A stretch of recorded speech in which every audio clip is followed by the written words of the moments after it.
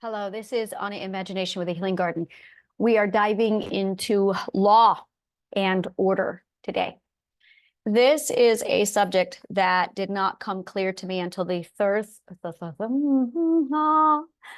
third perspective expansion from the point of comprehension. At that point, it was exactly like reverse engineering natural order, ethical law. And that's what we're going to focus on, is the self-governed party of ethical law and natural order. At the fifth ethical perspective, we have learned the ethic of self-government. We use personal law, personal boundary to govern the self. We use discernment at the fourth ethic to learn how to deny access to people who would cause us harm.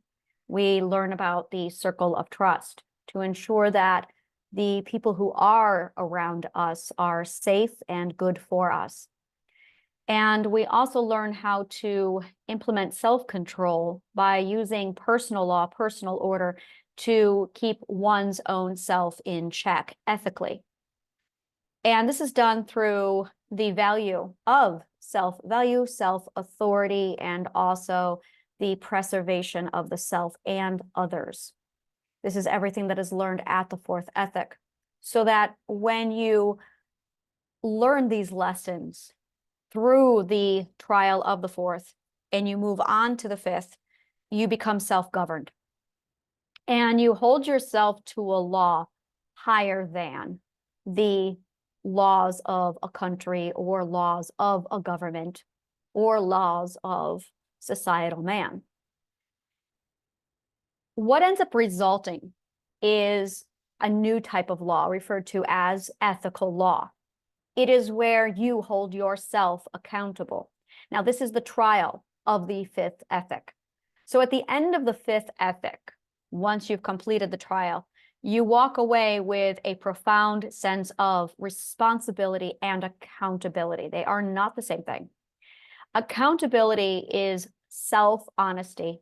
It is the ability to step forward and say, I did X. I was the catalyst. The choices I made resulted in the chain reaction that my actions set off. I have power of choice. I matter.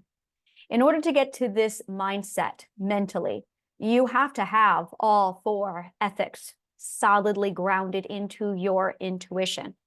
To not do so is to lead to significant mental illness and unethical living. And this is truly the divide between somebody who lives ethically and somebody who does not. Now, one of the biggest problems that then results from this mindset is the concept of consensual self-government. I am a firm believer that Thomas Jefferson had arrived at this ethic and then some, because he actually put this inside the Declaration of Independence when he said that a person must consent to being governed. That is 100% the fifth ethic.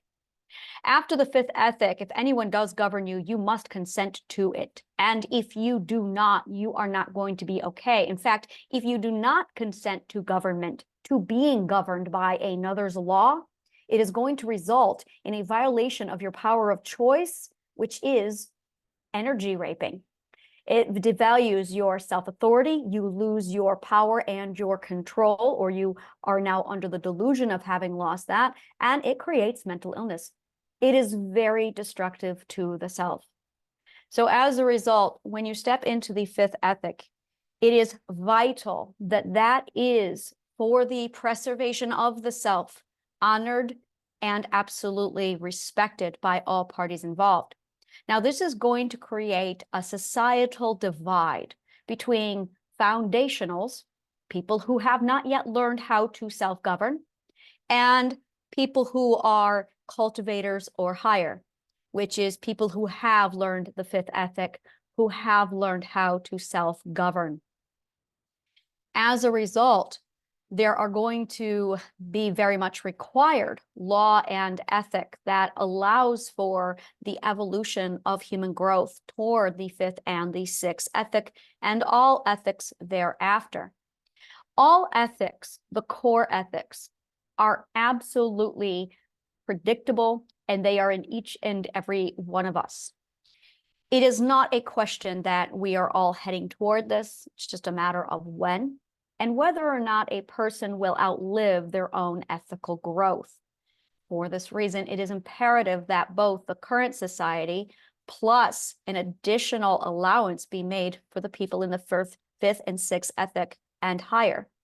Those are the people who, and this is where I've seen this from law enforcement, it's quite extraordinary.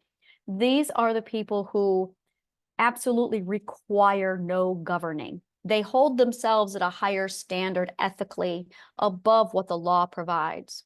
So, in other words, the law is here on their ethical standards, but an ethical person who has learned the fifth ethic is up here. So the people who have learned and internalized that fifth ethic are already holding themselves at a much higher standard of living.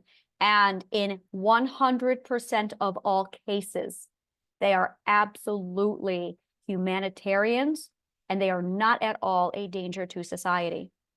When a person is given the proper nourishment ethically at the first, second, third, and fourth ethic, this is a natural consequence to the human being. It is our core humanity. It is a beautiful thing.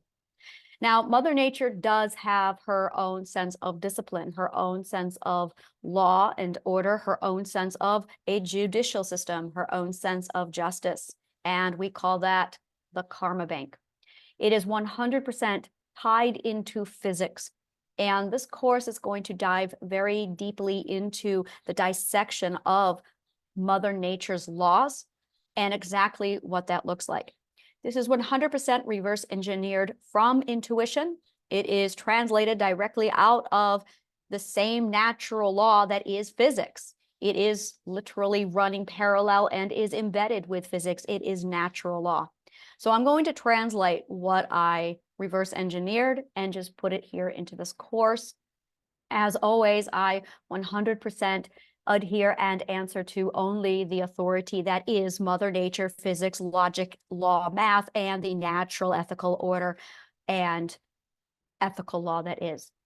So thank you so much, and be prepared for an absolute different perspective at looking at this. Now, I'm going to tell you right now, if you are a foundational, you are absolutely going to interpret this completely different than it's intended to be. This is really for people who are at the fifth and sixth ethic and higher. Anything who is less than the fifth and sixth ethic are just not going to understand its absolute intent in its entirety. Thank you so much, and may the kindest of words always find you.